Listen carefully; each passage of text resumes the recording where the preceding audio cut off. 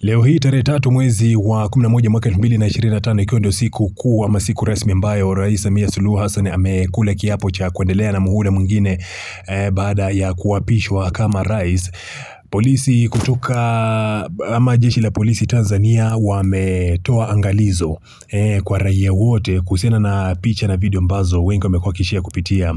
kwenye mitandao yao ya kijamii. Na leo ndo Rais Samia Suluhu Hassan na serikali yake baada ya kuapishwa ameamua kufungulia mitandao, lakini inasemekana kwamba katika mitandao hii haijafunguliwa mitandao sehemu zote za Tanzania. Kuna baadhi ya maeneo ambayo mpaka sasa hivi mitandao haijafunguliwa, ila kuna sharti ambalo limetolewa kuhusiana na mitandao hiyo kufunguliwa, kwamba kuna vitu vya kuweka kwenye mitandao yako, lakini kuna vitu ambavyo hauruhusiwi kabisa, itakuwa ni kinyume cha sheria, kama vile kuweka post ambazo zinahusiana na video na picha za waandamanaji ambao waliweza kupigwa risasi na kuuawa na polisi, lakini pia kuweza kushare picha ambazo zinaleta taharuki. Sasa polisi nchini Tanzania baada ya kufungulia mawasiliano na kufungulia mitandao, wamekuwa kama wakituma ujumbe kwenda kwa raia wao, na message inasomeka hivi: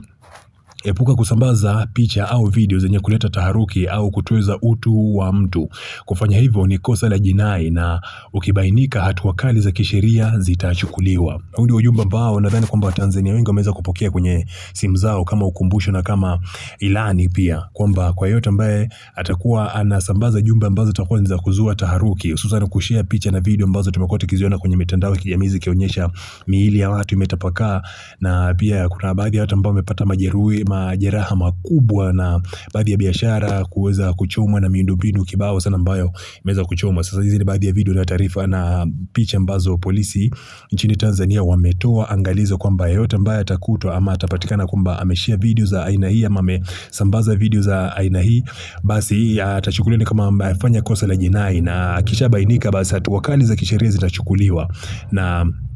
mwisho wa siku ni kwamba picha hizo zikileta taharuki zitakuwa zinalemaza juhudi za kuweza kurejesha amani katika taifa la Tanzania. Nipe maoni yako pale chini kwenye comment section.